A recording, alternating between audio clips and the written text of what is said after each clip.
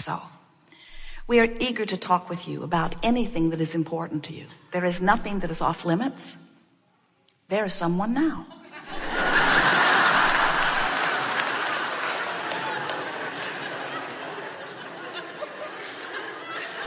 You will notice a perfect unfolding, because you have to know that this meeting has assembled long before you dragged your physical bodies here. In other words, who you are and the larger part of you has already assembled in this vortex of creation, you see. And so we are well aware of who you are and what you're asking for. As people come forth, we'll call you one at a time, and we will visit with you about whatever is on your mind.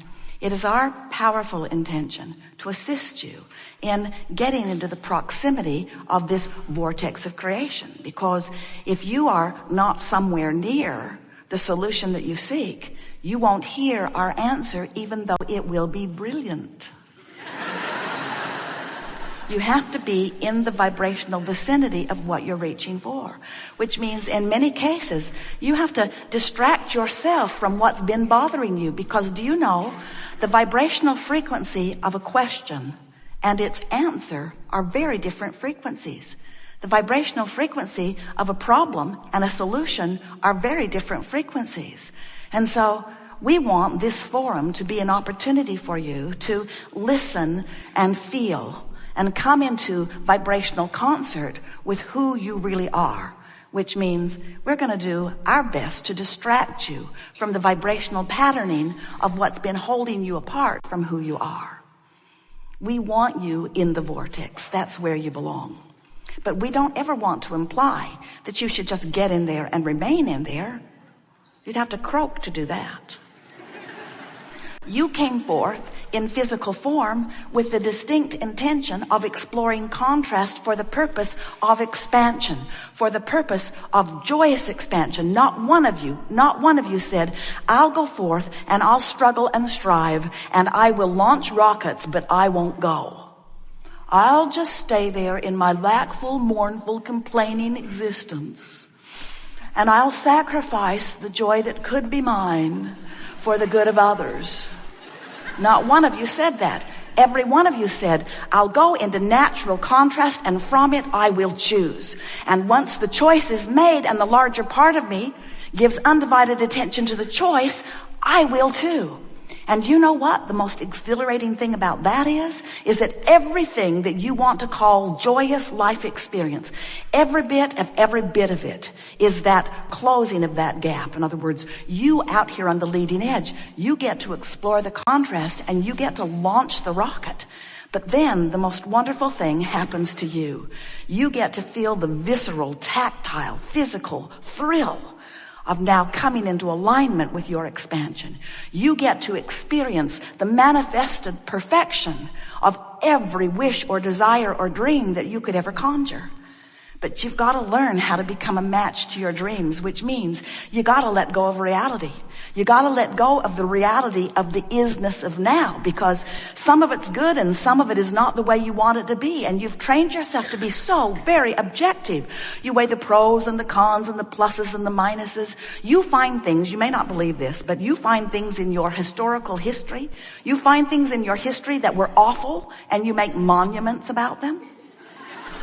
And then you drag your blessed new little ones down the long, awful trail of all of that history. As your children are born, you say, I've been here longer and I know how bad it can be.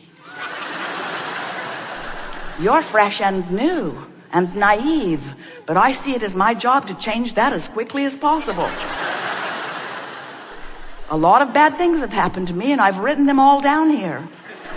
And a lot of bad things that haven't happened to me have happened to other people. I've written them all down too. And so now I will help you guard yourself from all of these unwanted things. And what most humans do not realize is that in every moment of every bit of that, all they are doing is holding themselves apart from the vibrational reality that is full of all of their requests and is sustained by the energy that creates worlds, by that which man calls God, by that which is the source of all that is good, that remains there for you, surrounding everything that you want and the larger part of you, summoning you all day, every day into it, calling you, calling you, calling you. And when you answer that call, when you move in the direction of that, you feel the relief of releasing the resistance. With every particle of resistance that you release, with every bit of movement toward who you really are, you feel yourself blossoming and blooming and becoming that being that you have already become, vibrationally speaking. So when we tell you you are vibrational beings, how does that set with you? Are you all right with that? When we tell you that you are source energy in a physical body, does that sort of kind of make sense to you? When we tell you that you're exploring contrast and that the contrast helps you to choose, do you get that? And when we tell you that when you've chosen, that the larger part of you embraces your choice and holds it for you eternally, waiting for another amendment and waiting for you to become a vibrational match to it, can you relate that to the wonderful aspects of your life? Do you get that? Do you now understand the emotions within you and what they mean? Do you know that the source within you is one who loves? Do you know that? And do you know that that's why when you find someone that you're not appreciating, when you're finding fault or blame, when you're condemning someone or something, even when by your physical standards they darn well deserve it, do you now understand what that negative emotion means? It means you departed from who you are. Source says you have the free will to do that, but you're not ever going to feel like you really feel when you hate, because you are a lover. The larger part of you loves. And when you don't love, you're not who you are. And there is a separation that you can feel in your solar plexus that feels like hate or anger. When you are afraid, do you know that it does not mean that you're receiving a warning bell that says there's danger? Do you know that when you're afraid, what it means is you have thought about something and therefore activated a vibration and therefore established a vibrational pattern of such separation from who you are that that empty, awful feeling that you call fear simply means your thought is not in sync with who you are. You're draining yourself. Draining isn't the right word. You are disallowing the refueling, the refilling of who you really are. So, this gathering, we call it the art of allowing, the art of figuring out how to allow myself in my physical form to be that which the source within me has become as a result of my exposure to this contrast here and now. Do you see how it all fits together? There are no words to convey to you the appreciation that we feel from this non-physical vantage point for the leading edge work that you all are doing. We want to assure you that your future, that the future of this planet, that the future of all that you know as physicality, it is magnificently laid out before you. And when you find something to fuss and worry about, the most significance that that has is that for you, right here, right now, you prevent yourself from being the full being that you really are. And here is the most significant thing that you will hear from us this day or ever. That negative emotion that you feel simply means that you are not keeping up with you. You are not keeping up with who you have become as a result of the life that you've been living. So, what do you want to talk about? Some things. So it's rather easy to be here in your physical body and to get yourself vibrationally separated. That's really too strong a word. But pinched off from the fullness of who you really are. Your emotions let you know how you're doing in that regard. Your emotions let you know in every moment that you are consciously aware of the vibrational relationship between the non-physical source energy part of you and the thought that you are thinking right here in this moment. So here is how it works, and we're just briefly going to give this to you. We want this to be something that you significantly understand, and all day long we'll bring you back to this realization, because an acceptance of the reality of the whole that is you is necessary before you can be the joyous, creative being that you have come forth to be.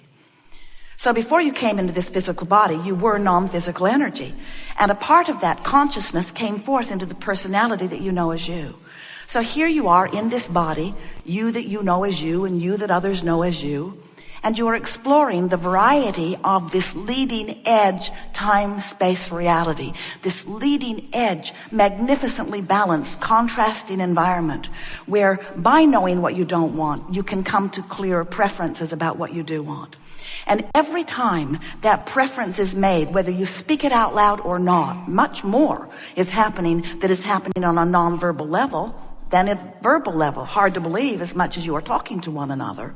But much more is happening vibrationally. So this rocket of desire is shooting forth from you all day, every day, rocket after rocket after rocket of what would be better, what would be an improved situation. Not just for you, magnificent humans, genius creators out here on the leading edge, but even the one-celled organisms, even that which is what you call dirt or rock or beast or flower.